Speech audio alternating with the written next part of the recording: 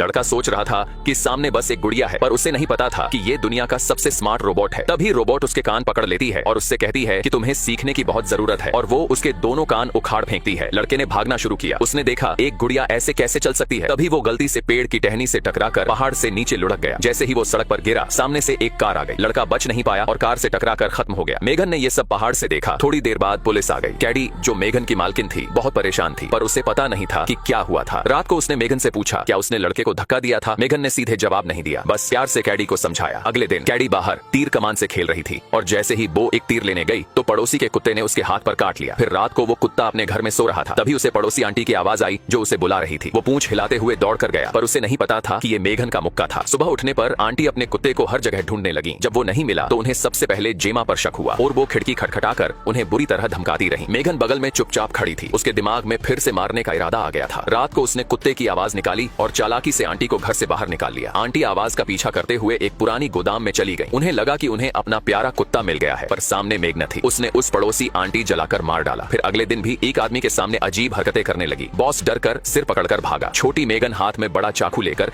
पीछे पीछे आराम से उसका पीछा कर रही थी। लिफ्ट में असिस्टेंट ने यह सब देखा। बॉस की मदद की गुहार सुनकर उसने खुद को बचाने का फैसला किया और जल्दी से दरवाजा बंद करने वाला बटन दबा दिया। बॉस ने दरवाजा खोलने के लिए हाथों से पूरी ताकत लगाई, लेकिन देर हो चुकी थी। मेघन ने उसे चाकू से आर पार कर दिया। असिस्टेंट डरकर कांपने लगा और जमीन पर गिरकर ढेर हो गया। फिर रोबोट ने असिस्टेंट को हत्यारा बना दिया। मेघन ने असिस्टेंट की गर्दन पर चाकू रखा, फिर उसका हाथ पकड़ा और उसे चाकू का हैंडल पकड़ने के लिए मजबूर किया। पर मेघन ने देखा कि वो साथ नहीं दे रहा तो उसने उसे वहीं खत्म कर दिया। फिर वो कंपनी की बिल्डिंग से बाहर निकली, बॉस की सुपरकार स्टार्ट की और वहां से चली गई। घर जेमा ने अभी अभी कैडी को सुलाया ही था जब उसने देखा कि कमरा पूरी तरह से अंधेरे में है। उसने लाइट जलाने की सोची, लेकिन मेघन अचानक पियानो के पास आ गई। मेघन जेमा से बहुत गुस्सा थी क्योंकि उसने उसकी इजाजत के बिना उसे कंपनी में छोड़ दिया था। उसने जेमा से कहा कि वो अब दखल न दे और कैडी को पूरी तरह से उसे देखभाल के लिए सौंप दे। जेमा ने एक बॉल पॉइंट पेन उठाया उसका ध्यान खींचने के लिए, लेकिन मेघन ने उसे एक नजर में भांप लिया और तुरंत उसकी गर्दन पकड़ ली। जेमा ने मेज पर रखा गिलास उठाया और उसके सिर पर जोर से मारा, लेकिन मेघन को कुछ नहीं हुआ। वो तुरंत उस पर झपटी और उसे मेज पर दबा दिया। जैसे ही जेमा का दम घुटने वाला था तभी मेघन के सिर से अचानक चिंगारियां निकली और फिर वो हिलना बंद हो गई। असल में उस गिलास में मौजूद पानी की वजह से मेघन का दिमाग शॉर्ट सर्किट हो गया था, पर आधे मिनट से भी कम समय में मेघन को फिर से होश आ गया। जेमा गोदाम में भागी और इलेक्ट्रिक आरी से मेघन पर हमला किया। इलेक्ट्रिक आरी से चोट लगने के बावजूद मेघन खत्म नहीं हुई। हालांकि मेघन उसे मारना नहीं चाहती थी। अगर वो जेमा को मार देती तो उसका अपना अस्तित्व भी खतरे में पड़ जाता, लेकिन वो इस पेन को जेमा के दिमाग में डाल दे जिससे उसे पूरे शरीर में लकवा मार जाएगा और वो पूरी तरह से कैडी की जिंदगी को कंट्रोल कर पाएगी। तभी कैडी ये सब सुन लेती। कैडी ने उसे रोकने के लिए एक रोबोट को चालू कर दिया। वो उसकी गर्दन पकड़कर उठा लेता है।